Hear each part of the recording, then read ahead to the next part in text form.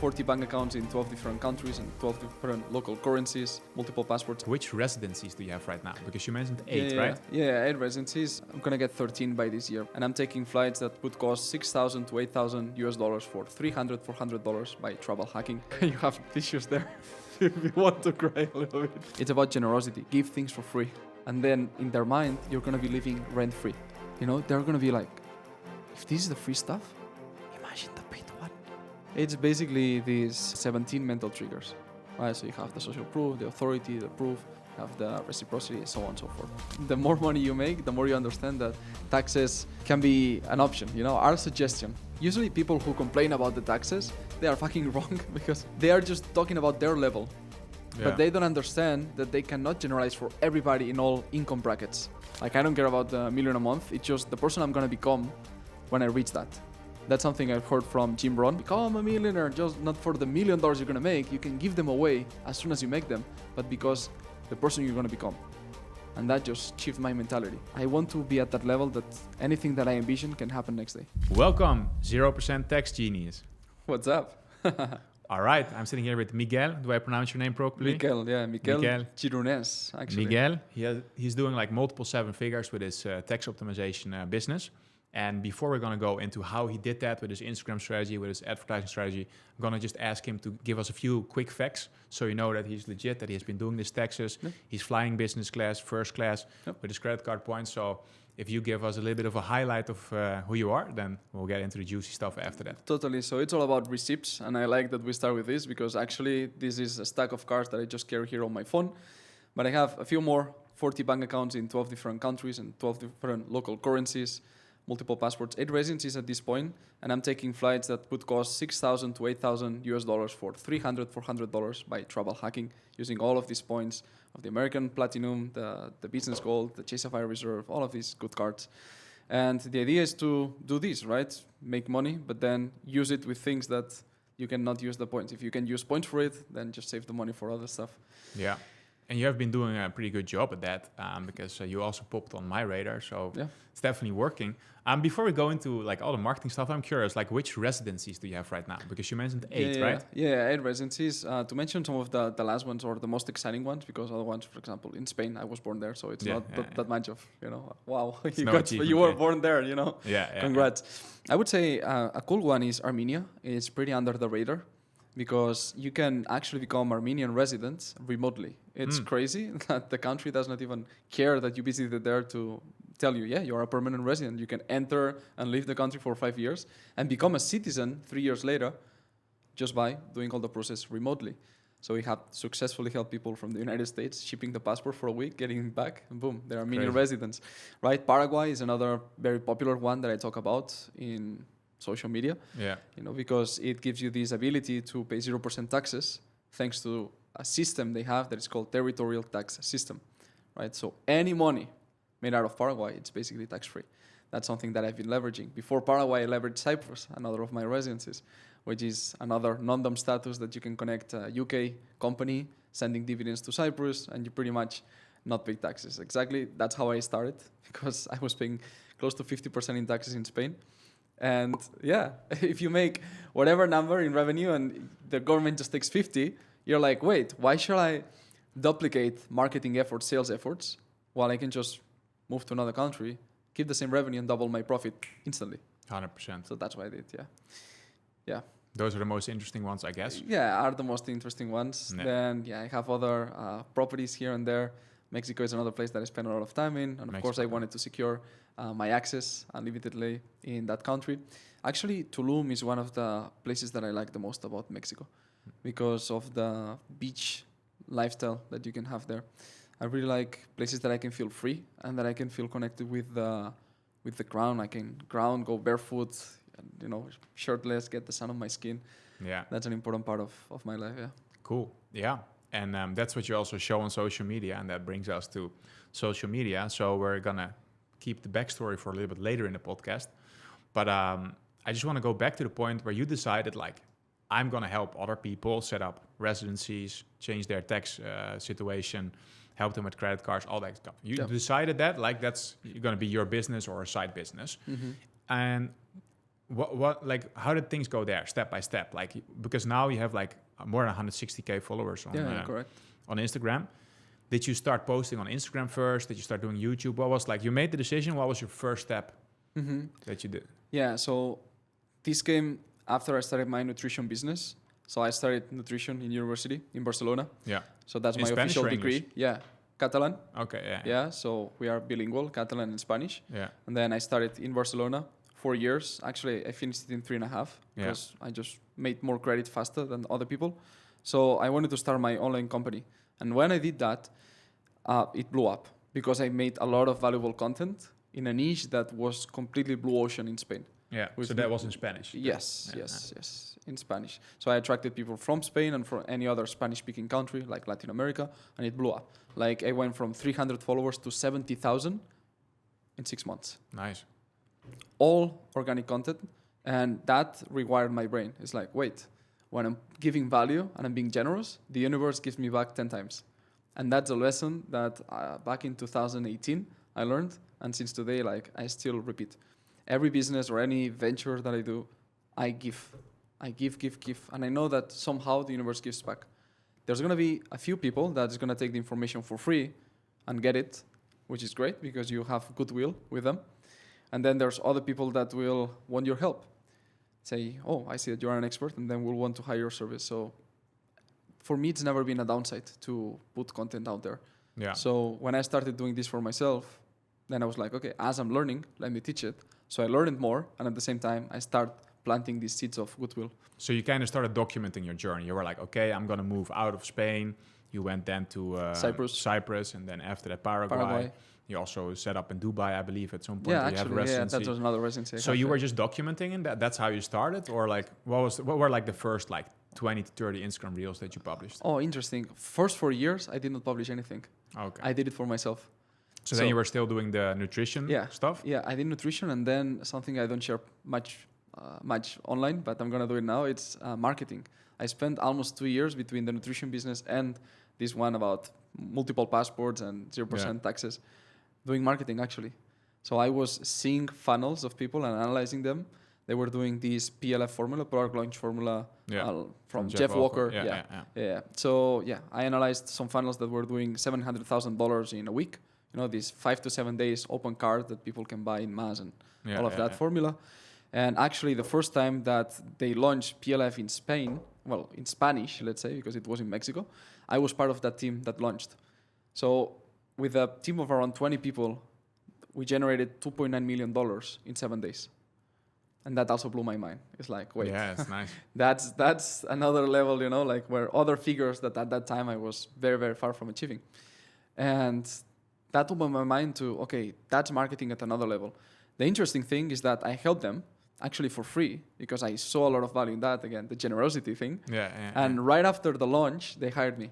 And they said, we don't want you to be the coach for all the students. We got 1,267 students, so 1,267 in 7 days. We want you to be the mentor of the advanced ones because we see a lot of potential in you. Yeah. So they gave me the opportunity for a year. Then I wanted to do my own thing. But for a year, I was analyzing funnels of people that were launching $700,000 in 1 week, $500,000 in 1 week. And I was there seeing how we could tweak a 5% to make it better for the next launch. You know, so that gave me a lot of insights of big businesses with full teams. You know, they're launching for a week or previous 2 months, preparing all the launch, the email sequences, the WhatsApp, the Telegram, all the automations, all the ads, and then just like seeing the intricacies, the ins and outs. I learned a ton, man. By teaching and being with them was like this. That's real funnel hacking. Being there, seeing the numbers, seeing all the funnels, and then improving it. Yeah. Oh, that's cool, man. Like before we then go into, I guess, Instagram, let me take a step back. How did you land that gig? Like even if it was for free? Oh, that's a really cool story because I were you directly working with Jeff Walker or not? Yeah, with Luis Carlos Flores. Mm-hmm. He was the associate of Jeff Walker. Yeah. Then there's Erico Rocha, which is the leader in Brazil. Yeah. So basically, Jeff has this model, this IP, and then he has people that buy kind of the trademark and just replicate it in different languages, right? Yeah. Then has Italian, Japanese, etc. So Luis Carlos Flores was in Mexico, the one who launched to the Spanish-speaking market. So I was working directly with him and all the people there. And I could see all the ins and outs. And when I was doing that launch, or when I was aware that that launch was about to happen, actually that week, it was during the lockdown. I was watching on Instagram, the reel, and I see a video from Tom Bilyeu, that this $1 billion company, the podcast guy as the well, protein bars and all that. Yeah. He said, when you want to work with somebody, just be generous. And again, when I saw this, like, wait, that aligns with my way of doing. He said, go to that person and say, look, I'm going to work for you for free for 90 days, and you will not pay me a penny. I don't want any of your money. I just want knowledge and context. That's it. I'm going to work so hard that you're going to think, how come on earth, for free, this person is putting so much more effort than any of my paid employees and team members. So then you deliver on your promise, and then see what happens. And you also tell the employer, your boss, you say, look, if you think that I'm not valuable after 90 days, we shake hands, we part ways, all good. Yeah. But if after 90 days you think I'm valuable enough, then I will want to start with a paid contract. Yeah. And that's exactly what I did. I took that script from the Instagram, I stopped it, and I just like typed it. There was no ChatGPT at that time. So like one by one, line by line, I translated it from English to Spanish, and then I put it in front of me, and I recorded with my own voice. And I sent that message to Luis Carlos Flores, and he said, órale, vamos pues, like, let's go. Let's go. And yeah, they hired me.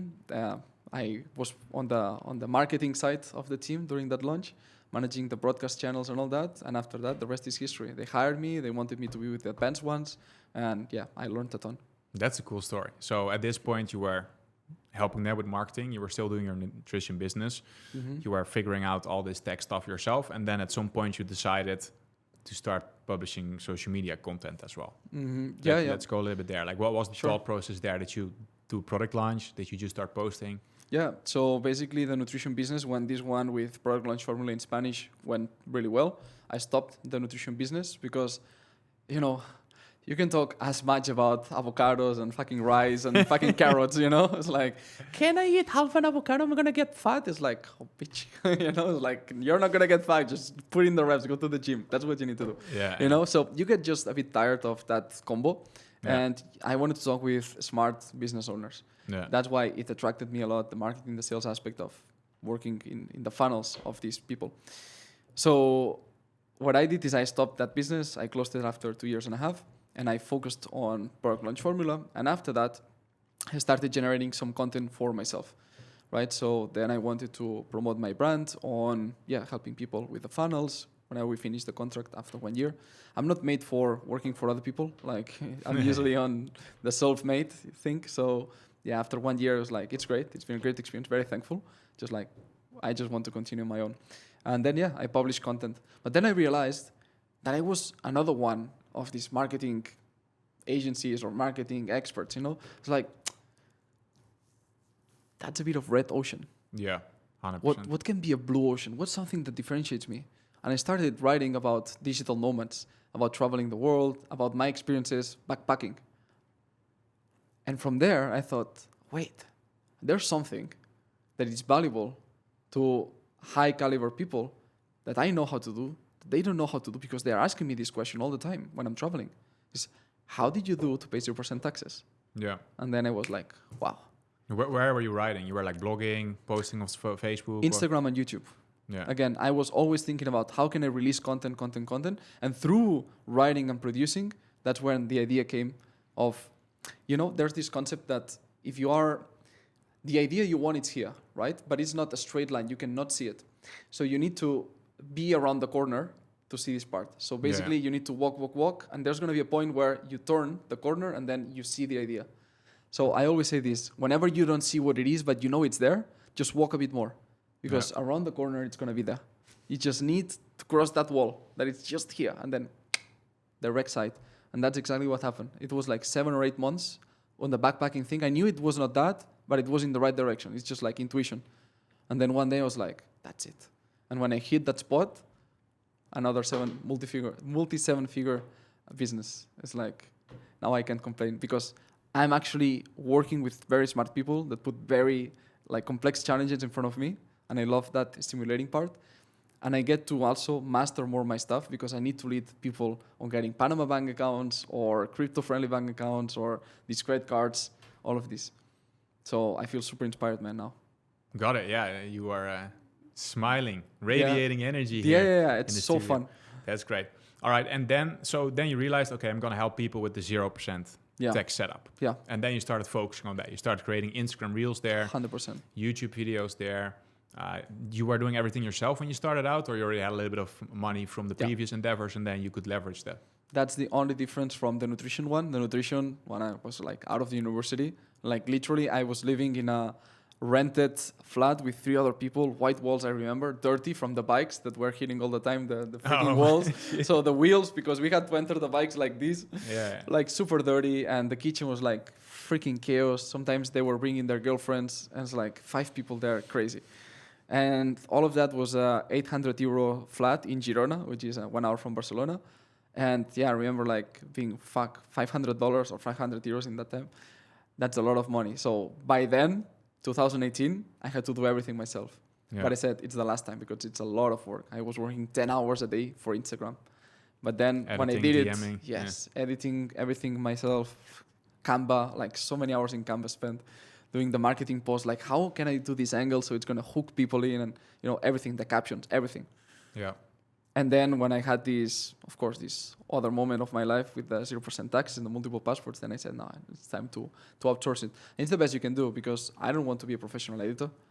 I'm not even as skilled as them. They're super fast, man, and they produce a content and I'm like, wow, what the heck? It's super good. So always put money on things that you're not good at and focus on where you're the best at. But you know that. Yeah. I mean, for me, it's really interesting to hear this because I don't know why, but like I resonated with your content a lot. And I was like, man, this guy knows what he's doing, right? Mm-hmm. Like we're not going to say any names out here, but there's more people like everywhere, competition. Yeah. But I think you are the only guy, but that makes sense now, that actually gets marketing.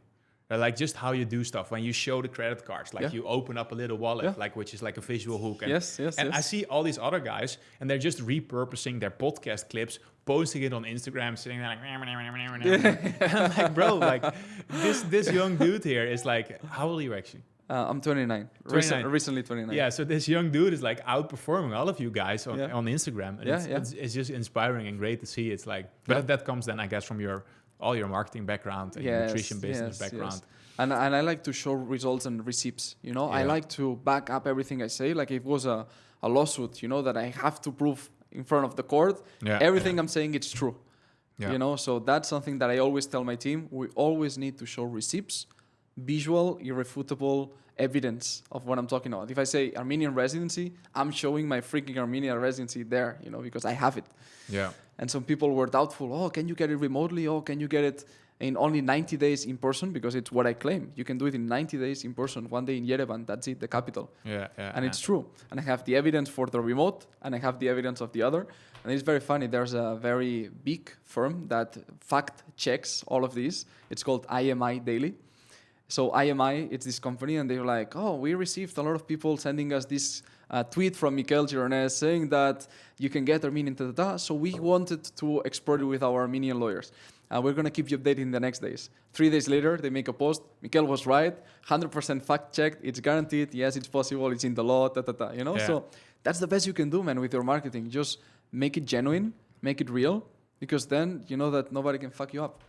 Yeah, and I mean, the other thing that's really cool about what you are doing compared to what most people are doing is like you are really living it. Like, I mean, I feel you're pushing it pretty hard. Like, you're really trying to get like a bunch of residencies and all that stuff. Yeah. And then there's a lot of people who just talk about 2 or 3 residencies, then they have never been to that country themselves. Yeah. But you are like there and you see it. Like, oh, you will go to Paraguay, you're checking out some random ass village. Yes. You go to Yerevan, you're really there, like saying like, it's not the best for my mood, but it's an interesting experience. Yeah. Right. So, and that is something that most people are not doing. Like, is this something you want to keep doing? Like you have like a whole list of other residents you want to get, or? Yeah, can you believe that I still have some planned? I'm going to get 13 by this year, probably. 13, okay. 13, 13. So I will add 5 more. And it's because I just want to know the ins and outs. I think it's the most genuine. Again, it's about generosity and genuine. It's these two, GG. Yeah. You want to show people that you've done it and that you know the roadblocks. Because if I just read on Google about how to get Armenian residency, but I don't do it myself, the first time that they encounter a roadblock, maybe the lawyers will help, but I don't know. I also want to test the lawyers with my money first. Yeah. So I know that when I send you want the Armenian residency, let's say, and you get it, I know that I'm referring you to a person that I know it's vetted, that did it for me. so higher chances. I'm not going to send you or any of my clients to some random dude that I don't know if he's going to deliver or not, because then it affects my reputation. Yeah. And I care a lot about my reputation. So that's something that I like to do for myself. At this point, of course, I don't need more residencies. I don't need more citizenships at all. I don't need more bank accounts, but I still get them. Because I want the challenge of I achieved it. Recently I got the American Express green in Paraguay. Yeah. It's like, why? Because why Just not? Because you can, why not? Because I can. Yeah. And it's pretty hard to get bank accounts and all that stuff in Paraguay. If you want to have local ones. Yeah. You need residency. You need 6 months of tax returns. Now some people say, Miquel, they are telling me in the bank that it's 12 months. But it's like, yeah, bro, but you just need the right context. That's another thing. People need to understand that behind all of these processes, there are contacts. And if you are well connected, the official numbers, the official timeline, the official price, the official whatever, it's just a suggestion. It's just a mirage. Yes. Yeah, it's really funny. It's not real. I was actually after our conversations a couple of days ago, I was calling the Chase banker again, and and then you think about it, it's so unfair. I'm just calling them. I can open up remote checkings and saving accounts.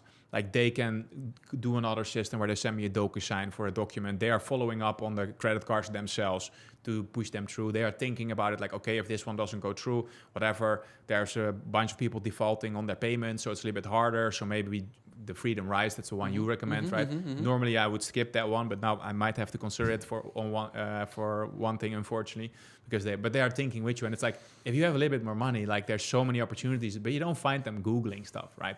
This is just, it's there. People know about it, but nobody really shares it. Anyways, I got a little sidetrack there. So you started posting on Instagram. You got a bunch of followers now. You have a bunch of reach. That's all going pretty well. How are you like converting people to paid customers right now? What do you feel is like the best way to convert people that are following you on Instagram or DMing you or commenting to someone who actually buys? Like, gotcha. First, we're gonna get into the strategy, then into the tactics, right? Yeah. The strategy, I will just drill it again for everybody listening because they will associate me finally with this word. It's about generosity. Give things for free. That's it. Help people for free. And then in their mind, you're going to be living rent-free. Yeah.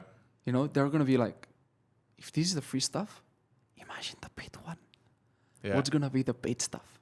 Yeah. If this is all I'm getting without a freaking dollar, So then they wonder, and then they want to do it just because of this reciprocity. Yeah. Right? This thing of, you gave, I want to give back. Yeah. It's basically this influence by Robert Cialdini, all of these books of, the mental triggers. So Jeff Walker, Rico Rocha, all of these PLF people talk about the 17 mental triggers. Right? So you have the social proof, the authority, the proof, you have the reciprocity, so on and so forth. There are 17. And during that year, working with Product Line Formula, I learned them pretty, pretty well. So you want to be, again, genuine, generous, and help people. So basically what I do is when they watch these reels, I say, look, comment the word X, and then they enter a conversation with my team because we can see that they are interested in something. And then we send whatever resource they are requesting. So if they DM the word citizenship, we send them about citizenship, residencies, tax, 0% taxes, or credit cards, whatever, different keywords. And then they can get more in detail into that vertical. Because there's no point of giving them random information. No, let's give you what you really care about. Looks like you care about the credit cards now in the United States. Let me give you more information about that. Let me get you the first win for free, or some knowledge, some golden nugget for free. Yeah, it's funny. Actually, one of my friends, he was like, I see you comment on his posts all the time. I'm like, yeah, man, I'm like always funnel hacking, right? Because for marketing. But I have to be honest, like, I don't know how you do it, but you come up with a bunch of like interesting freebies where I'm like, yes, okay, maybe I just comment and I'll just check because I know maybe 3, but then you have 1 or 2 more new ones that I didn't know about, right? So I'm like, every time, you want to collect them all. Biggest fan, like commenting, I'm like checking what the documents are. And you put in some time, right? It's like it's properly designed. Yeah. It's really structured. I feel like you really are like structuring things, which is like for most free info on the internet is not really structured. Correct. But anyways, you're giving away a bunch of stuff which looks good, which is structured, and which is valuable. And saves you time. Yes. And what happens after that? Yeah, after that, people can get on a call with our team to see if they qualify or not. And sometimes this is used in marketing for, let's see if you qualify. It's kind of like this, fake, fake position. No, but really, like we get people that really are not ready and committed, right? So we have different programs. Some that require less commitment and less time from our team. So it's easier to access those. But if somebody's going to get into this journey of the US credit cards that might take a year, you know, to get it to the top level of where you're getting these first class flights and all of these for cheaper than economy, actually. Because in economy, it's more expensive than what I pay for flights with the shower in the sky and the caviar, all of that. Yeah, it's crazy. Yeah, it's crazy. To get to that level of results, we need to work on many things. And if I don't know for a fact that you're somebody who can commit to all of that, I'm just wasting my time, my team's time. And at this point, like, of course, we are scaling and hiring more people all the time. But we have the resources we have. Like, until we hire the next person in our team, we can allocate time to all of these people. So we want to make sure that they are killers. They are like high type A achievers, that they're just going to go and trailblaze. And number two, because it's much more fun when we're meeting on a table in Dubai, like the other day, you were with our first-class citizens, that we resonate with the same energy. Because if we get with a bunch of lazy dudes that just have money and pay, what's the point of that? Yeah, but I'd rather make the money with some people that I also enjoy spending time with, investing time with. But the biggest thing is like also with the credit cards. If you're only spending $500 to $1,000 per month, then getting the whole credit card game, I think, is kind of like a little bit overkill. So there's definitely a financial qualifier. Correct. And the other is the taxes. Some people want to jump the gun; they want to do it too early. And it's like, I'm making $30,000 a month, and I want to get the Paraguay tax setup. It's like, okay, how much are you paying in taxes? I'm in Bulgaria. I pay 10%. Okay, 10%. That's $3,000 a year, but probably you can get deduction, so it's less than $3,000. Yeah. Like, bro, it's gonna cost you like more to fly there and stay there. Paraguay, it's far from Bulgaria, bro. Just stay there, make more money, and then you're gonna optimize taxes when you have something to optimize. So that's why we say we qualify people to make sure that they understand what they're getting into. Yeah. I mean, that would be nasty if you would still sell it to them, Then later on they do the math and it's like, oh, damn, it's just more expensive. Yeah, totally. And also I think that I remember as I told you, when I was living in that flat, I was sleeping actually in the floor for 11 months. Like we had a mattress there with palets. Die hard. Yeah, with palets. The wooden things from the construction where they put the bricks and etc. Oh, no way. So, those things. So yeah, like... You should have made a photo. Did you make a photo? Yeah, I have the photo. I can send share it to that you. On social media, bro. Like how it went from this to this. Yeah. It's actually on Instagram. Okay, go to Origins. Go to the stories and there's Miquel's Origins. You click there, you're going to see all of these pictures to see the proof, the receipt of what I'm talking about, right? Yeah, that's amazing. That it's genuine, it's real, it happened. And I was living there for 11 months. Then I moved to Madrid and the rest is history, right? But basically, when people come to me and I know that they don't have resources yet, it's like, young king, let me help you, let me get you something for free or something very, very small in price that can get you the first win, and get you out of that situation. We also have some good people in sales, in marketing, inside our first-class citizen group. So sometimes I just send the links like, hey, talk to this guy who knows about sales. He's going to teach you how to make money. And then you will optimize taxes. Or talk to this one who knows about marketing, talking about ads. Right? So I like to refer a lot of our clients inside to the people who do not qualify yet for one of our services. Makes sense. So they can jump on a sales call. Is there like a triage call, like a first qualification call? Always triage. Because again, people like the closer or the person who's going to help decide the sale, they usually are much more knowledgeable. Yeah. So we want to protect their time. Yeah. And the triager is a position that it's much easier to fill in. So they have like a checklist, like, hey, needs to be making X amount of money. Correct. This is the situation. It needs to be able to leave that country in case of tax residency. Has the visa. All of these things. It's not from the wrong country where it's super hard to get, or even helping those people if they make a lot of money. Yeah, depending on the situation, it's possible. Others, it's like, it doesn't make sense because I cannot spread my energy into help everybody in the world Iranians get visa. Or Russians, like that would be super hard. Yes, especially if you get one request per year. We got one person from freaking Turkmenistan that wants this. It's like, bro, it's like 1 in a million, that wants to go to the US for the freaking US credit cards. It's like, we can't help, but we say, look, if you find that person in your country that helps you and you get it, and then you're like, hey, guys, I got the visa, then talk to us again. Like, doors are open, but like some things we can do, some others we can't. Or we don't want to. Basically, we want to prioritize. Yeah. Do you know kind of like how many people book a introduction triage call and then go to the closing call? Is it like 20% or something? Or if you ask me about ads and you ask me about these sign up numbers, the show up rates and all of these, I mean, I have a channel in Slack. I could find it, but I think that probably I saw it last week between 56% and 75%. There was the show up rate. Mm-hmm. So it's something that is fluctuating. Actually, it's something we can improve on because it's not consistent. There are some weeks, ads, well, for sure, ads, it's obvious. You know that if they come from ads, the show-up rate is much lower. If they come from organic, it's much higher. Yeah. Things like that. Or people that have watched our content for 6 months, they are converting like much more easy. Yeah. Because basically they know all the value we provide. They most of the times already come with, hey, I watched all the videos of Miquel. Just tell me how much is Paraguay. This, okay, let's go. It's like 15 minutes.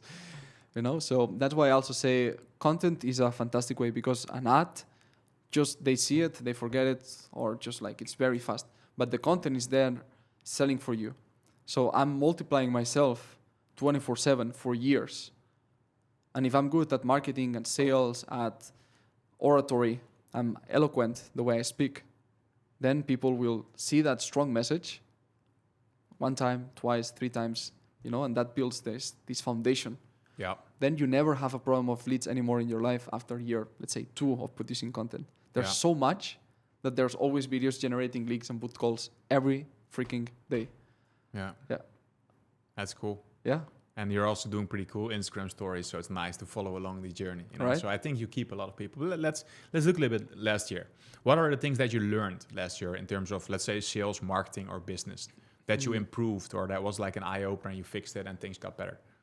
Or is everything just been like, no, actually, perfect life? It's a really good point. I invested considerable amount of money in mentors, like for sure, more than $150,000 in mentors across my career, because each one of them helped me with blind spots that I did not see. Yeah. My biggest fear or concern, it's always, not fear, let's say concern, is the ignorance tax. Because I talk about inheritance tax, I talk about the dividends tax, the capital gains, all of this. But the worst tax of all is the ignorance tax. What you don't know that you don't know. Yeah. That's brutal. Yeah. That's brutal. And Alex Hormozi says it with this good analogy. He says, look, if you are not making, he said on a conference, who wants to make $1 million a month? And everybody's like, I want to make $1 million a month, of course. It's like, great. How much are you making right now? Put this number on a notepad. And somebody puts, let's say, 100,000. Great. Now think that not knowing what the people who are doing $1 million a month know, that you don't know, it's costing you 900,000 every freaking month. Yeah. And that's the price of the ignorance tax. So, you know, when you hear these things, it's like, I'm missing something. And you want to know what's that thing that you don't know. And I see it in sports. I think it's a good topic to open now, because that's something that shaped my life as a business owner, marketing, sales, everything, very, very profoundly. I started 4 years old with basketball. After 12 years, I got to the Catalan team. So it's like not the national from Spain, but the national from Catalonia. Province. Yeah, regional, provincial, yeah. Catalan State for US people. Yes, state, correct. province. It's similar, correct. Yeah. So it's Barcelona, all of that area in the map. So I got to that level, and then we had to travel a lot. My parents did not have the means to just be traveling all around Catalonia and then Spain, etc. So I transitioned into running, and getting pretty deep into running and being able to then pull 4 minute 46 seconds miles or 2:45 per kilometer, like getting to these fast numbers. It means a lot of repetitions. It means a lot of discipline. And that it's very, very easy to transition to business. When things get painful, I remember how much pain I feel in the track and field. Because pain, it's grueling pain. People don't understand. When they go on a 10K run, like chilling, bro, that's not pain. 1 hour at 10 kilometers, that's chilling. Yes, bro. Like the pain comes, and the elite athletes know, when you get in the lab, and they call it the pain train, actually. In Kenya, in Iten, there's one of these high-altitude training camps, and they said, come join the pain train, because it's basically 10 runners, 12 runners, whoever is in that training, that need to hit, for example, 10 repetitions of 55 seconds, the 400-meter lap, you know, and each one, it's painful as fuck. It's painful because your whole body screams pain, and you just need to keep going, until you hit, then you have 1 minute and a half to rest, and then you have the next lap. It's freaking painful. And when you can push through that, man, and then when things get tough in business, some provider does not deliver, or the ads are not performing, or this, you know, and you're entering valleys of losing money temporarily, you're like, just like keep pushing, it's gonna end. You know, so physical pain translates into holding still and calm during difficult mental pain, yeah. Talk a little bit about your pains, your business pains last year. Yes, business pains would be, for example, not hiring the right people. I think that was a big mistake. Wanting to hire cheap instead of hiring the right person. Yeah. You know, you might save, let's say, $1,000 if you pay an executive assistant 2K instead of 3K. You might save 1,000.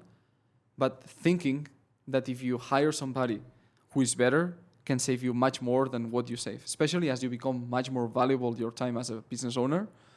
Like if they can save a problem that gives me 2 hours of my time extra, just 2 hours more per month, and your time is worth 1K per hour, or whatever everybody is, you know, just make the math like, it already makes sense.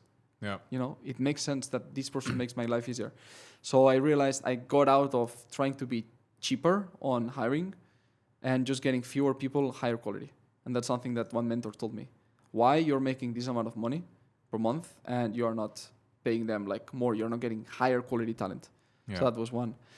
The other one was ads. It took me some time to start doing ads because I was so into the organic. Yes. That it took me time to enter the ads world. And then I could see that just the first month of running ads, I already broke even.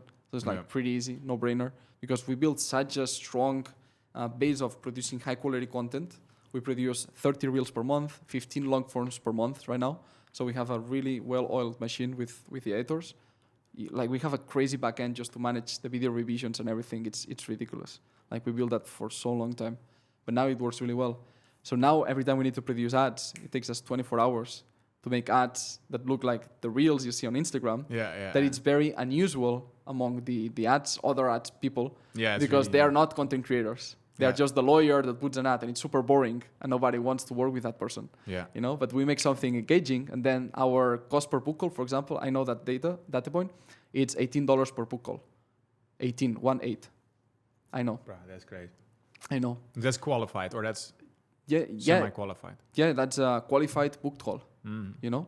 So when the media buyers, the company we're working with, they saw that, they say, bro, you are one of our best clients in month 2 already. Like, and the Pixel is still learning. Why are you not spending 100K per month on ads yet? Yeah, because I did not have the right cards. I wanted to wait until I had the good cards. And 2, I wanted to have, now the points are going to be crazy with that. But the second reason, of course, is not just for the points. It's because I wanted to have the right product managers, like the client success managers. Because I knew that if I spend 100K in ads, I already made the math, I would break the machine, the backend. So I need to scale. You know, from 5K, 15K, 20K in ads. But I cannot go to 100K tomorrow because I need to train the people who will serve the clients. And the onboarding and everything. But yeah, we are in that path to get to 100K a month without problem in ads. We just need to make it. And also the sales team, you probably need a bunch more sales guys. I need to hire another sales team. That's another thing. Triages. Yeah. All right. So 2024, hiring, you solved that. 2025, what's the plan? You want to scale up ads, I guess. Do you have any other big strategic things that you're changing? This year, since now I have a team that manages pretty much everything for me, I have more time to be creative. And I love that because that's my genius area. So I can invest more time meeting my clients. I can organize trips around the world. I can make sparring sessions like the one we are together.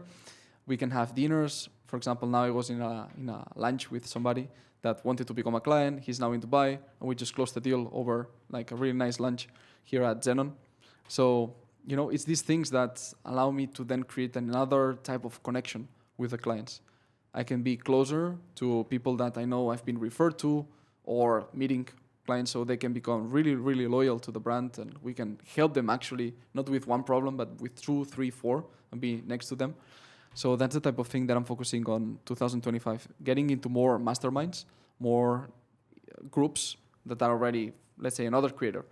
Right? Any of these people that you might see on Instagram, they all have their mastermind or their inner circle, whatever they call it. So paying to be there and then be generous and give as much value as possible. So while my team scales my organic and the ads, I can be on another front in person because I'm already traveling by default, entering all of these different groups and masterminds and just like being valuable. Yeah. That's going to be my focus this year. Yeah, I mean, I think that's also one of your other strengths. Like you are quite not only relatable, but close to people, right? You are like, they can meet you. Well, most people, they're just hiding behind a bunch of lawyers and like behind their little studios somewhere in a random apartment. We will never see them on the street. You're not really camera shy or people shy, I guess. Totally. I love connecting people. that's another strength of our brand, that they come for the passports, but then they stay because in 1 year we made 10 introductions and they made $50,000 thanks to our connections. Yeah. You know, it's like, bro, I paid him, let's say, whatever, 10K for this residency, and then he made us 50K, like just because I came to this event and this event and this event, and then he sent me a telegram saying, hey, bro, you should make a Zoom call with this person, and then we closed the deal. Like, I hear stories every month of first-class citizens doing business between them and making money together. It's like, great, you know, and I don't charge anything for it. It's like, happy that you guys do business and make money. Yeah, I mean, that was the one thing that really surprised me when we were at the event, when boxing and for dinner last time, because I was kind of doing the math, right? It's like, you know, people that want to move to Paraguay, like if you make 10K per month and you're in like Spain or whatever, it's almost already worth it to move to Paraguay. You maybe have a little bit higher standard with who you want to work, but if you make 10, 20K a month, you can move to Paraguay, or you can set up your thing there and travel, right? So I was like, I guess that's the minimum baseline. But when I came at the event, the baseline is there's guys there spending 100K per month on ads. Right, there's guys that want to just like you want to do $1 million a month. Yeah, in profit. So that's a little bit different than what you would see from the normal content. There's like actual killers there who are optimizing everything, dating, right, the credit cards, everything, hiring, right. So that's interesting. Yeah, that you would have to experience it. It's this idea of the first class lifestyle, first class everything. You know, you want to be first class in all the different venues of, you know, as men, we have pretty much everybody in the group are men. We have maybe less than 1% of women. Still, like, we help if somebody reaches out. You always put your t-shirt off and we still don't get the women. I know, man. You know, this handsome man on social media, you know, like shirtless. But yeah, it is what it is. It's not working for the women. Yeah. You know, it's not for this channel. It's for the other, channel. But jokes aside, jokes aside, basically it's about helping men with the different, as I said, like we all have different ambitions. When we conquer one thing of the passports, the next thing is going to be, as you said, dating or the ads or the boxing or whatever, fitness. Yeah. So you want to be well-rounded. And that's something that I studied, and I did it very, very strategically on purpose to not try to be the best tax optimizer, the best one who knows the law the best.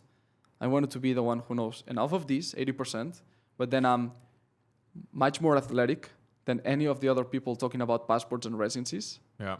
Like, you know, the other people that are in this industry, and put them sparring against me, or put them running with me, or put them lifting weights on the gym. I mean, they just already look unhealthy, so we don't even have to go there. Right? Yeah. So that's another thing. And then, the other part of traveling, being social, you know, all of these. So instead of trying to double down on just one vertical, I opened 3 or 4 that when you combine them together, and I speak 4 languages, like I speak English, like Catalan, Spanish, English, and Portuguese are in the same level of fluency. Yeah. And when you combine all of these, plus all my results, makes me unique, 1 out of 0, basically, like Alex Hormozi says. Yes. So then people basically choose if they want to work with me and our company or not. But it's not, I compare you to this other person that does it for this price or whatever. It's like, no, I'm not comparable. Like, you can't find another like me with all of these things together. So that's what I very purpose built. Yeah, and it's going to scale super well because you're already attracting people that start following you because they are just into like health and travel. Yep. And then later on, when you start making more money, of course, they're going to think about you because they have been following you, right? Mm-hmm. Correct. It also just nurtures people. You're like, oh, damn, he's there. Okay. Yeah, he's actually traveling. Pretty cool. Yeah. Build a little bit of a connection. Correct. Yeah, and he's fit, he's athletic. Some people ask me, they are making a lot of money, but they say, bro, how do you stay ripped 365? And then I tell them, look, I study nutrition. These things work. Let me help you. Yeah, then you plug in Mr. Gecko. Make him some nice referrals. Yeah. Is that also a part of your business where you have like a bunch of back-end setups where you're also generating money with referrals, or is that something that you didn't really explore too much yet? Honestly, some is just goodwill. Others, are referrals. Some, for example, could be like this example that you gave. It's, look, I don't want the money that is going to come from this client or these 3 extra clients that I made you.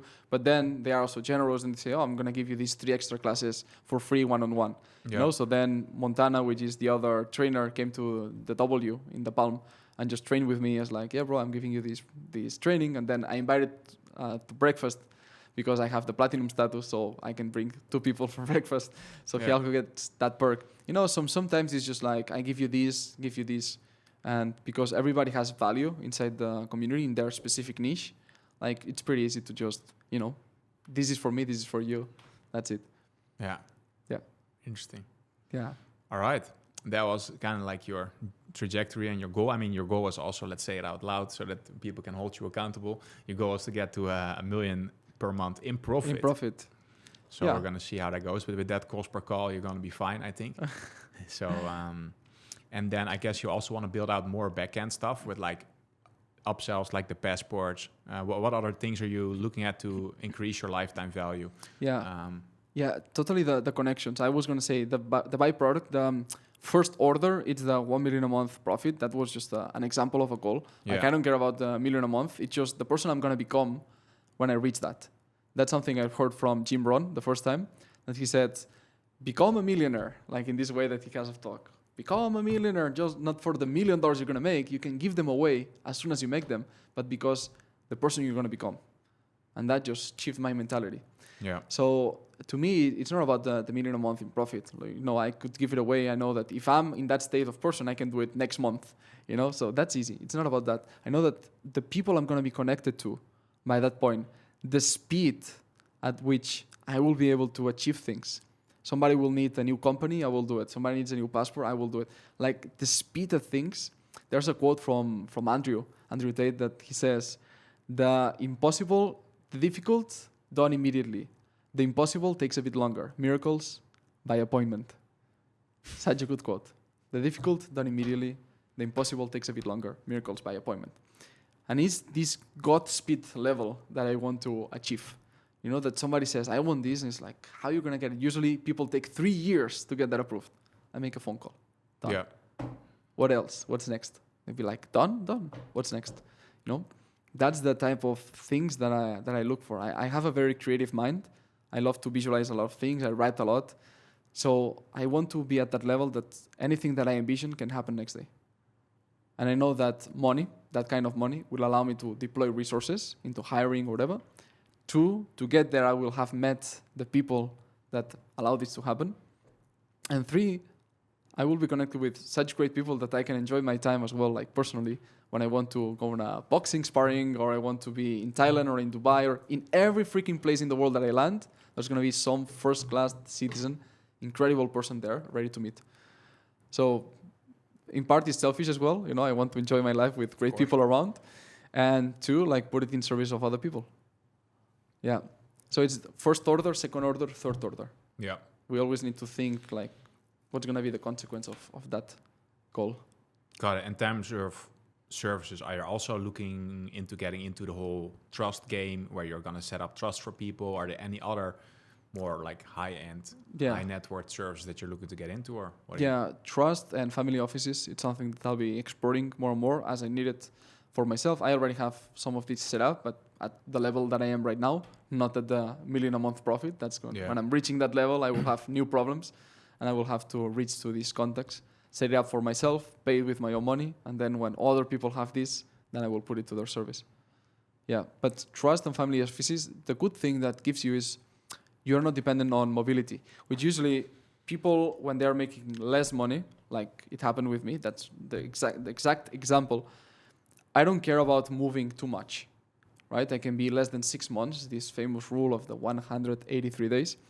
I can be less than that in any country, easy. But maybe I'm going to be 45 and I want to establish myself, at least for 1 year, in a place for more than 6 months. And I don't want to trigger taxes on a personal level that screws me in any way. Yeah. So I want to have some structure that allows me to own nothing, control everything. Mm-hmm. So the money is not paid by me, it's paid by another entity, and I'm the beneficiary of anything that structure wants to give me by contract. Yeah. Right? So that's going to be the next level. And it's something that the older people, the older business owners that we work with, they ask me a lot, hey, how can I do this? Because I'm basically not moving as much as you. Yeah. So how to protect my wealth in that way? And I know that there are going to be genies in that thing, the trust, the family office genius. Just a matter of sitting with them, learning how they do it, how they have been doing it for 25 years, basically pay them to like borrow this experience and put it in service of my clients. Yeah, I think that's the level that not that many people talk about online, where it's like, for now it's kind of fine to, move. And I have the same, I moved to a different country, and just by whatever, let's say not taking out dividends for that 1 or 2 years that I'm there, I can still really lower my tax rate. But at some point it would be nice to live somewhere, let's say Italy, or you want to go back to Spain, or you want to live in the US or wherever it is. And kind of like, you still pay a little bit of taxes, I guess. Totally. But just really limit your taxes. But then the cost of that setup is also, maybe 6 figures. Correct. But it makes sense because it's justified by the money you're making. And I agree, you're going to pay a few dollars in taxes. But people say, taxes. Usually people who complain about the taxes, they are fucking wrong, because they are just talking about their level. Yeah. But they don't understand that they cannot generalize for everybody in all income brackets. Of course, if you're making 100,000 and you need to pay 20 or 30,000, it's not as painful if you're making 10 million and you need to give away 3 million every year. Probably more, 4 or 5. Or 4 or 5, right? Yeah. So usually the more money you make, the more you understand that taxes can be an option. Our suggestion. Yeah, and especially with most people who say that it's not a problem, what they don't realize is like how much taxes they're paying, right? Because it's all hidden. It's like you have brutto and netto, right? That's what you see as an employee. But your boss pays extra money on top of that. I think in some countries it's illegal to put it on the payslip so that people don't realize like how much they're paying, right? And then it's like, you start thinking about, I got my salary, but that's actually only 50% of like what if I would be a freelancer, and I spend it, and then you're like, there's the VAT, and then there's this, and then the one that pisses me off the most, that's why I like this like family office and trust stuff, is like the inheritance tax. Like I don't think you should spoil your children too much and give them too many Louis Vuitton bags and iPhones, but it's kind of nice if they can keep the home that they grew up with if they want to, right? So that's for me, that's the most nasty one, and I think that's also where trust and family offices come into play, where you can actually at least limit that. Totally. And to add on top of what you're saying, you also need to pass down to your kids the education to keep that money. Yeah, of course. Yeah. Because there was some statistics saying that by the third generation, up to 90% of the wealth is squandered, something like that. Yeah, it's so crazy. I was like, wow, education, it's really key. Yeah. Because you can build empire, put it in a trust or as many trusts or life insurances, whatever you want to put it, to protect it, and then they don't know how to keep it, how you build it up, how to manage it, and boom. Lost. Yeah. I mean, in the worst case scenario, just give them a salary of X amount per month for a year, and it gets adjusted by inflation, but they can never take out more, Yeah. The idea is that I want my kids, my children, to improve on what I've done. If I achieve 10 citizenships in this lifetime and 15 residencies, they are going to be already born with these citizenships. So maybe they can improve on top of that. If I build this empire of X amount of money, I want to multiply that. I don't want them to coast with my money for their lifetime. Weird question, I guess, which has nothing to do with marketing or business. Let's say you have a Caribbean passport. If your children are born, can they also get that passport then? Yeah. Like for every country that you're registered in? Yeah. For most of them. Maybe there are some exceptions, but... yeah, pretty much. And that's not... You don't have to pay the 200K then? And the mom as well. So if the mom has 1, 2, 3 passports, the child can get the mom and the dad's passports inherited. If you're not Dutch or from Austria. And a few other countries, goddammit. But that's crazy, man. That's interesting stuff. Yeah, actually I have a video if people are curious. What do you mean 10 citizenships? It's not a marketing, just like propaganda. No, actually there's a video on YouTube they can search how I plan to get 10 citizenships in a lifetime and how they can replicate it. Because there are 6 different ways you can get passports mainly. So if you just combine them, you add up and it's 10. Yeah, we'll put your Instagram and YouTube below so they can check it out. Before we go really a little bit more into your personal story, because I heard already a lot of stuff that I found interesting, I just want to talk a little bit about what you're doing with your ads right now. Right now, what you do is like you find an Instagram reel that goes viral. This is me assuming from looking from the outside, I know a little bit. Then when you find a good Instagram reel, you turn it into an ad. And then what do? You send it to an opt-in page, you send it to a VSL, you send it to a freebie. What is your... We send it to a VSL with... Let me remind, because it's not something that I built, but I check it. We send it to a VSL with some form below. Yes, exactly. A form with qualifying questions. And then depending on what they answer, they get sent to a page where they can book the call, or a page that says, good, but you don't qualify yet. just check out these free resources Yeah. because we are not ready to be working together. And you're running one VSL right now or multiple? We're running multiple VSLs, yes. For different subjects, For Dubai, credit, for Paraguay, credit, etc., etc. And maybe they are doing A/B tests as well. Who knows? Yeah. Yeah.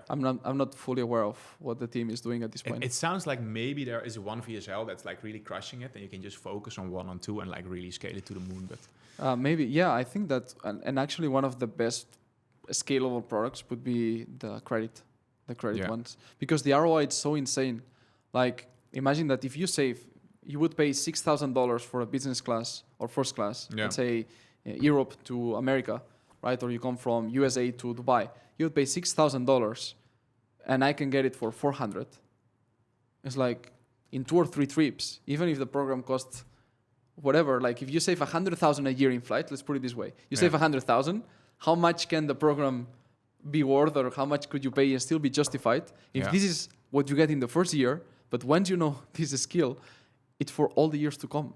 Yeah. It's like the ROI, it's insane. That's why people, when they see the numbers, it's like, yeah, it's a no-brainer. In 2 flights, in 1 flight, in whatever, I'm going to recover the investment of this. So, yeah, that's pretty scalable because the value is there. I like to build offers that people feel stupid saying no to. Like the no-brainer offer, right? Yeah, that helps with ads, organic, with everything. So when people tell me, oh, how's the marketing, how you do it, it's like, bro, forget about the marketing. It's about the product. What I'm selling, it's freaking good. Like, even if I didn't put a fancy ad or anything, that's to bring more eyeballs, right?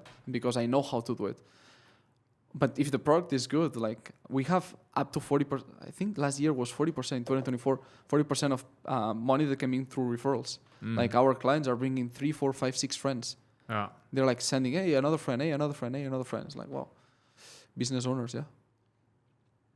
Good stuff.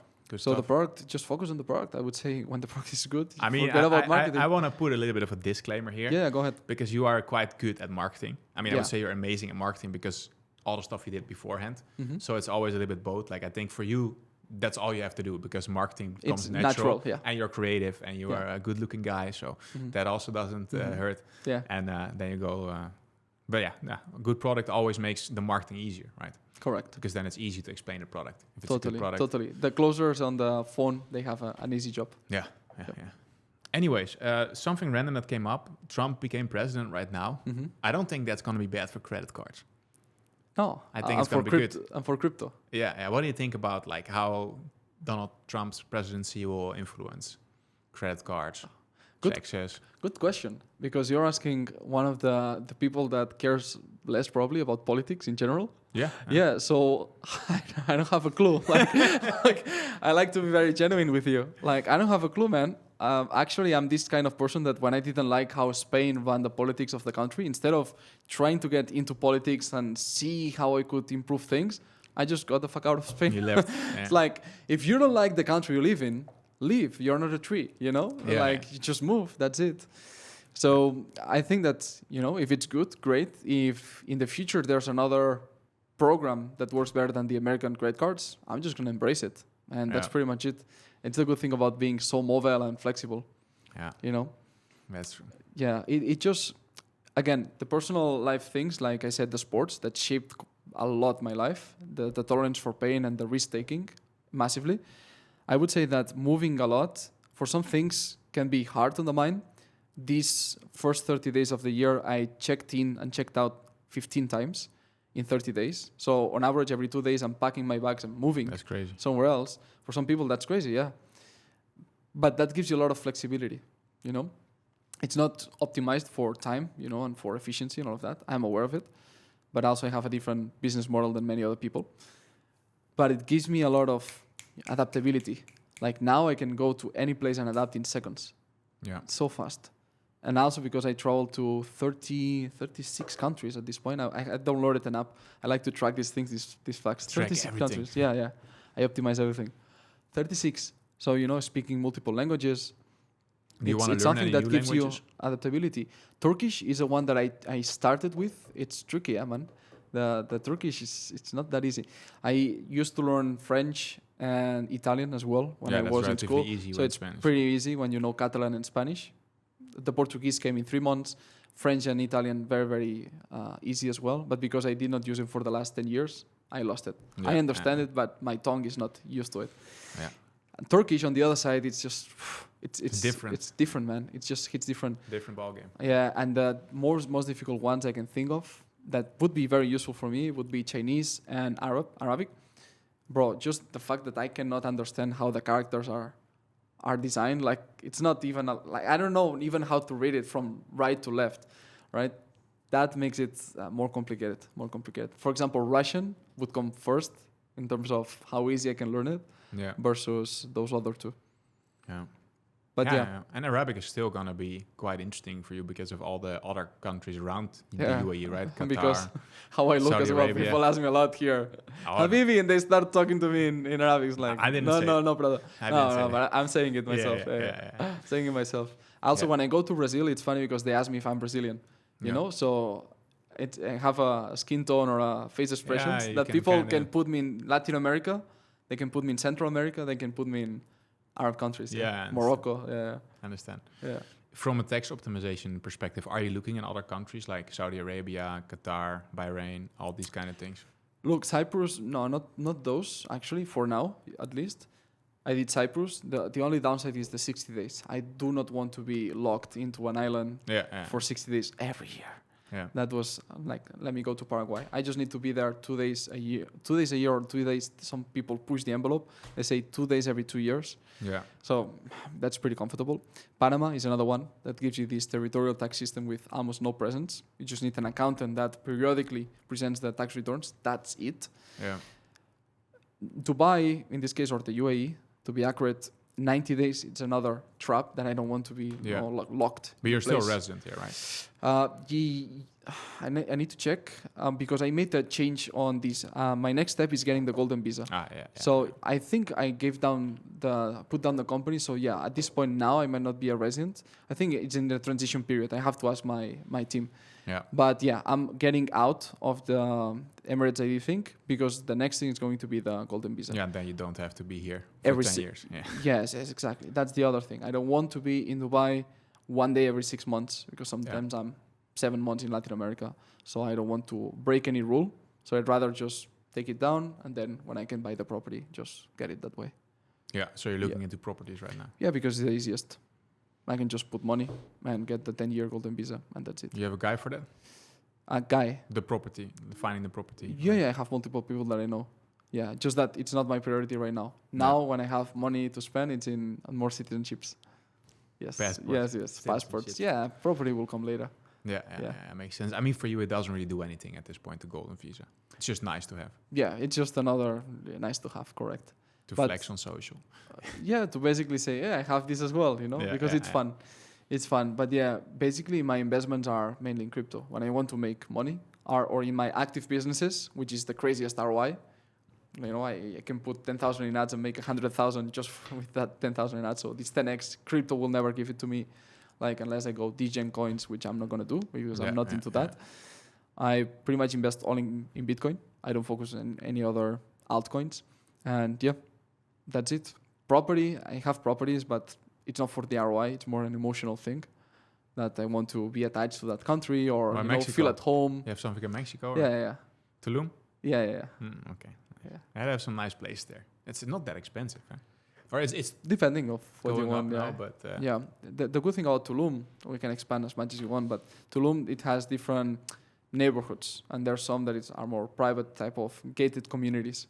Yeah. So in those prices are more expensive, but then if you go, of course, centro or north of the main avenue of Tulum, then it's more affordable. Yeah. Cool. Yeah. All right. I think we analyzed your whole business. Now it's also interesting to analyze who you are as a person that shaped you up to be this business owner. So let's go back a little bit. I remember that you said you were playing basketball. Mm-hmm. You got to the province level, the state level, and then your parents couldn't afford or have the time and economically as well. Interesting. Yeah. They had the same with sports. It was like I want to do more. What sport? I know I was doing taekwondo or judo, and I did a lot of stuff, but I also wanted to learn a music instrument and all that stuff, and I couldn't do it. So I feel I feel you. Anyway, so you played. You have tissues there. If you want to cry a little bit. You had to stop playing basketball because of that. You couldn't progress, and then you started running track and field. Yes, I started with downhill running. Downhill running. Yeah, mountain. Yeah, so basically I went up mountains in Catalonia. Yeah. And then when I was in the top, I timed myself and I started running as fast as I could downhill. Trail running, crazy. Yes. Okay, so you started doing that, then you started getting into... Then I transitioned to track and field, yeah. Did you were competing and stuff? No, not really. Just for fun? Just for fun. How many times a week were you training then? How many times a week? A week? Trainings, yeah. When? In different moments of my life, differently. Yeah, when you were doing track and field. Oh, twice a day, yeah. Twice a day. But you were not competing? No. Why are you training twice per day if you're not competing? Because for me, it's not about winning the gold medal or being on the podium or anything like that. You know, then it's just for a personal challenge. You know, because also... You had a trainer or not? Well, in and out. Yes and no. For example, when I was in Brazil, I had a trainer. Then I moved to other countries and I did not. Then I hired an online one. Then a really cool experience is that when I was in Turkey, in Istanbul, I just went to the track and field because I wanted to improve my times. And there was like a group of athletes, and then I saw the coach. And then I said, can I join? Because I saw the times that they were doing. Yeah. And I timed them like to see how fast they were going. I was like, God, I can beat that time. And then I asked them, who's this team? And they said, oh, it's the national team, like under 25 years old, right? And I was like, oh, cool. And I just said, do you mind if I join like the last laps? How many laps more you have? You're doing 400s? And they said, yeah, can I join? They looked at me like, but you know that they're running like pretty fast, right? It's like, yeah, how fast are you going to run this next lap? And they said like 1:08. It's like, okay, let me try.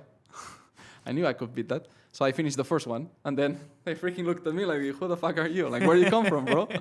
Who are you? Because it was my first day there, right? Yeah. They did not see me before. And then I said, can I do the second one? And I finished the second one first again. Yeah. And then they said, who are you? They started asking me questions with the translator, a lot of Google Translate in Turkey. And yeah, then the next days I went to train with them. They said, come with us, you can train, like happy to have you here. You are pushing our athletes. Yeah. And I said, amazing. And then I frequently went there, and for 3 months I was training with the coach that actually she is a gold medalist of 2012. Crazy. So yeah, she was the winner, the Olympic winner, and she was coaching the national team, and I had the chance to learn from her, from supplements to, you know, techniques of recovery, to how to train in the gym properly for speed, because it's not just lifting anything, but specific exercises, specific weights, type of plyometrics, all of that. So yeah, I got really, really into that, and I just did it for fun, to not win anything. But then, you know, when I go to places like Tulum, I did not have shoes. That's another funny story. I did not have running shoes with me. And when I landed, I have a concierge because of my property there. So I said, hey, do you know if there's any race coming soon? And she says, tomorrow, there's one. I said, really? They're like, yeah, there's a 5K. It's like, amazing, I want to sign up. So I went.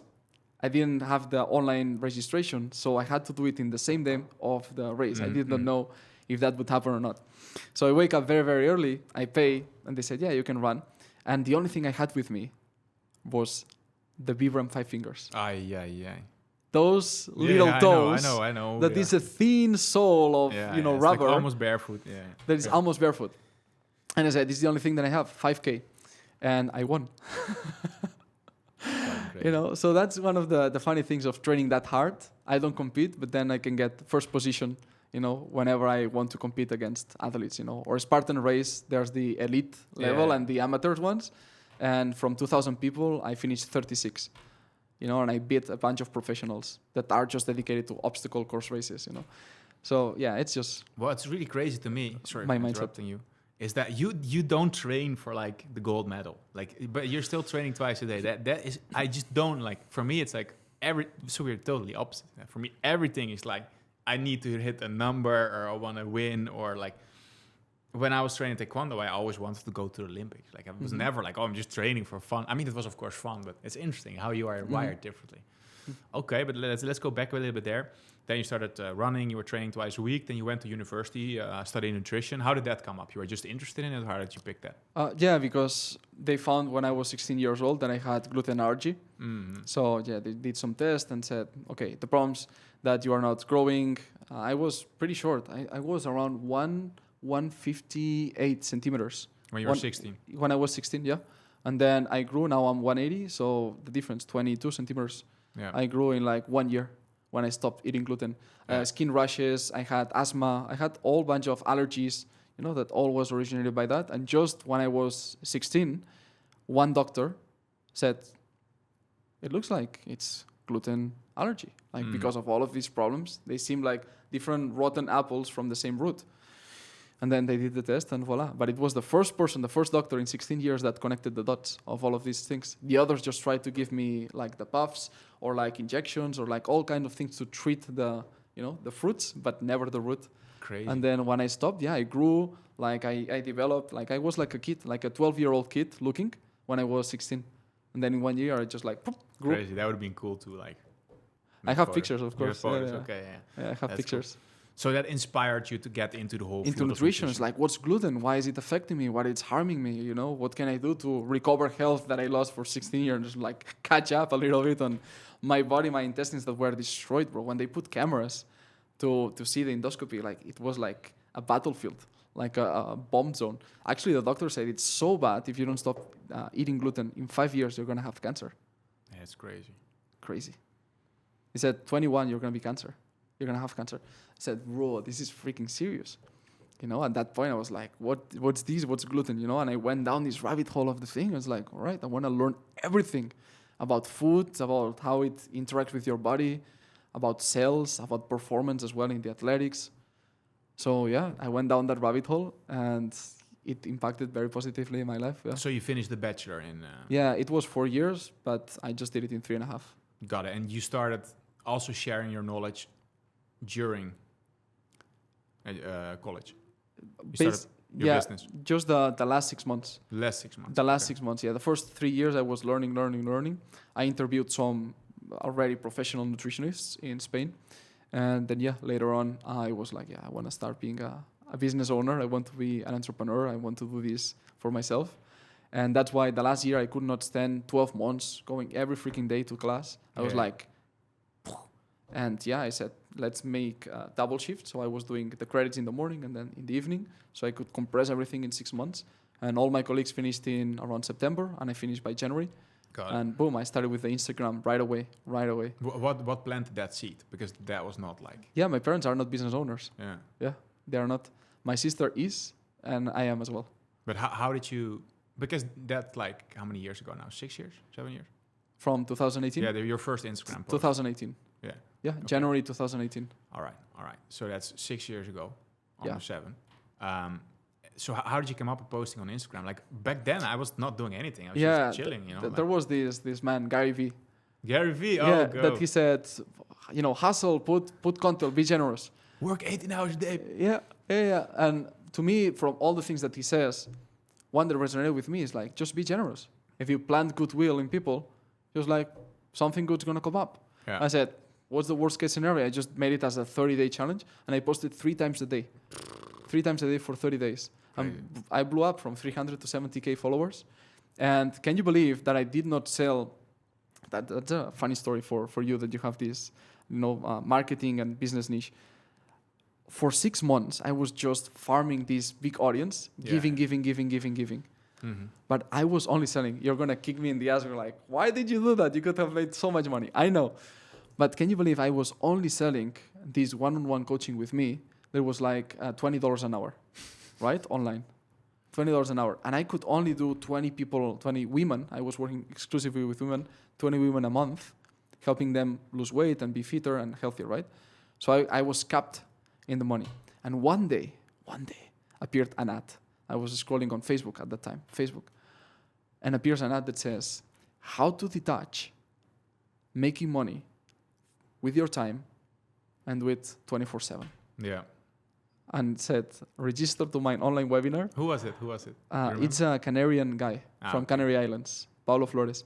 And that man was saying this, and register to this free webinar. I'll tell you how to make money online, detached from your time. It's like, bro, I'm working my ass off, just like in these Zoom, Skype calls at that time. Skype calls with my corded, I have pictures, everything documented. And I was at the time like, man, I cannot work anymore. And he said, there's a different way to do this. You can record yourself, you can put this in a course, and then you could promote it with something called a webinar. Yeah. Which is basically what he was doing there. you know. So basically, what he asked for at the end was 1,000 euros to start working with him one-on-one on a beta test just for 5 people with him, and I did not have the money. So I had to ask my mom for 1,000 euros to pay Mr. Paulo to teach me how to do that. And when Paulo saw my profile, he was actually selecting as well who were the 5 best candidates to become case studies. He said, bro, you're a gold mine. You have 70,000 followers, and you haven't sold more than these one-on-one 20 euros an hour consultations. We're going to blow up. I was like, what do you mean blow up? Wait and see. So he helped me for 2 weeks to prepare the script of the webinar, a few emails, sign-up pages, all of that. To me, that was crazy. When I was receiving, imagine how naive I was, bro.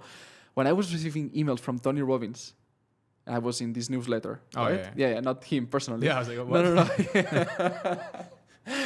When I was receiving this newsletter and it said, hi, Miquel, I thought that there was somebody behind writing my name, bro.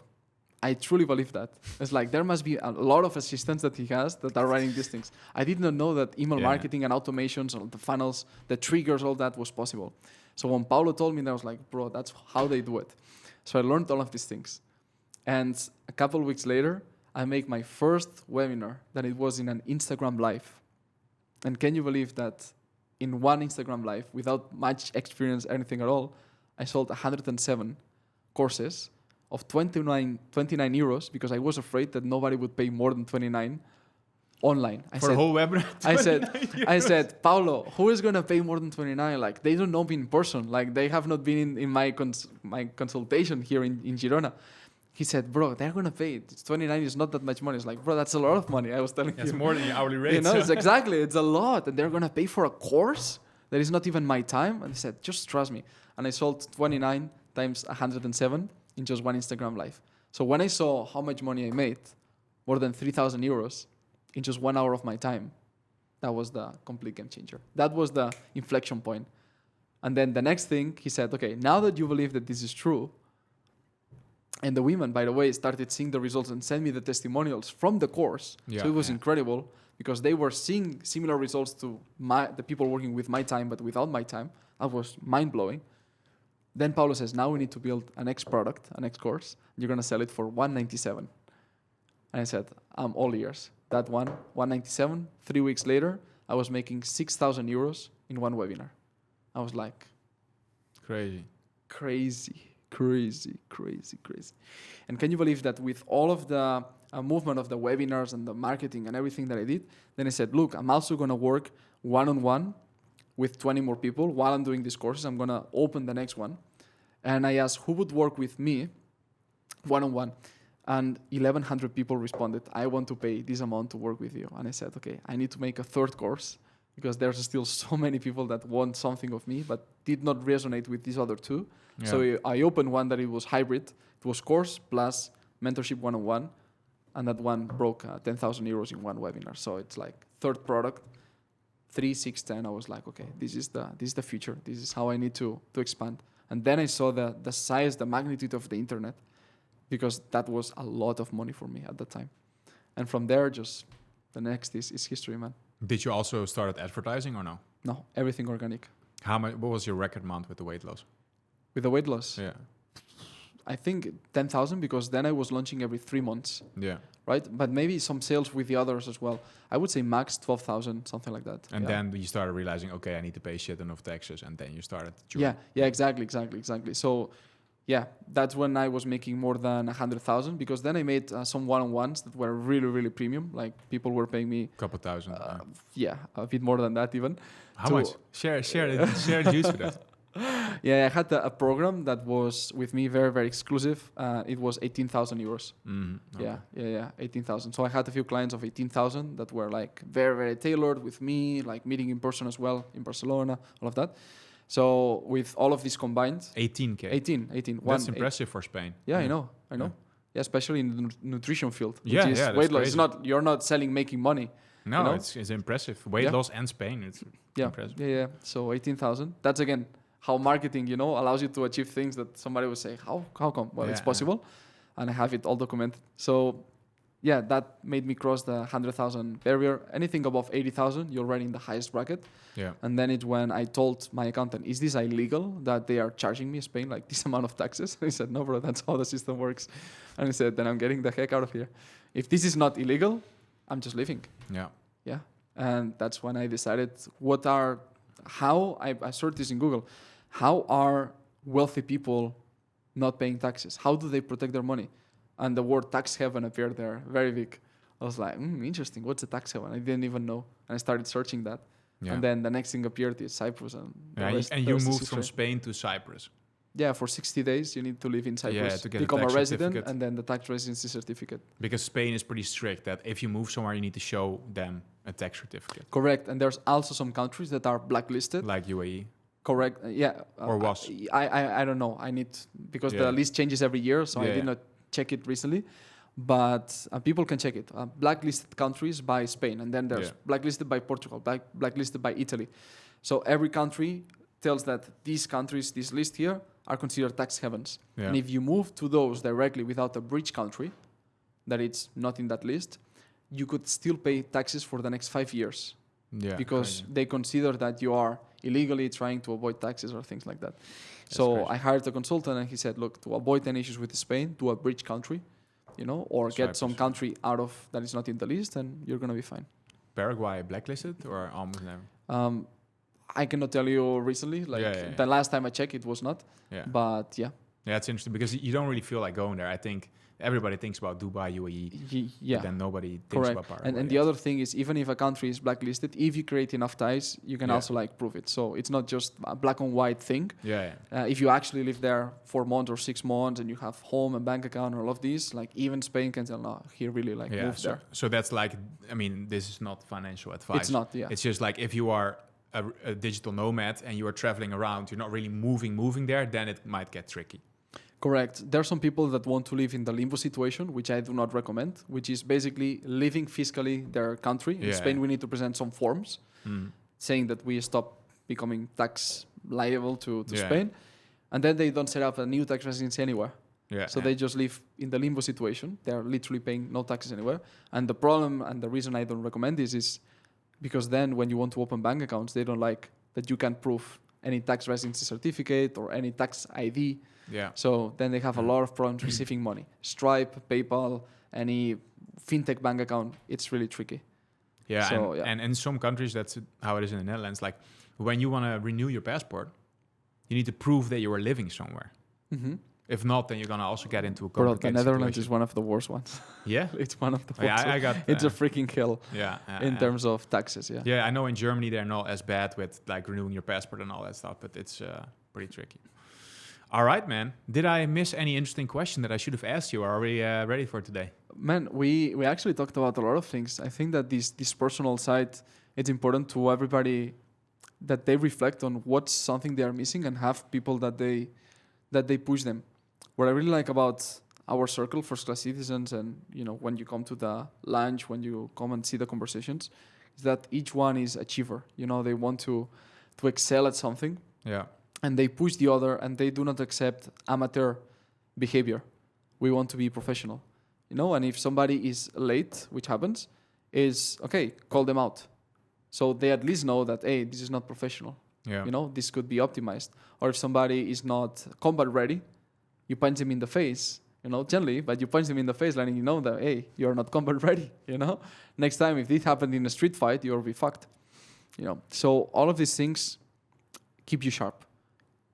Iron sharpens iron. Actually, that I guess that's the last question. You're gonna fight in November. November, December this year. Yeah, my first professional fight. I'm gonna become a professional fighter. Officially. Boxing, right? Yeah, boxer. Correct. You want to do more fights after that, or what's the idea there? We'll see. Let's see how is the thrill of the first one. How do I feel with all the journey? Who I become by that time? Because again, it's not about becoming pro and officially saying I'm a pro fighter. Will it be a pro fight or amateur fight? You can choose. Actually, with Fabian, we can decide if it's gonna be amateur or pro. There are a few differences. Yeah.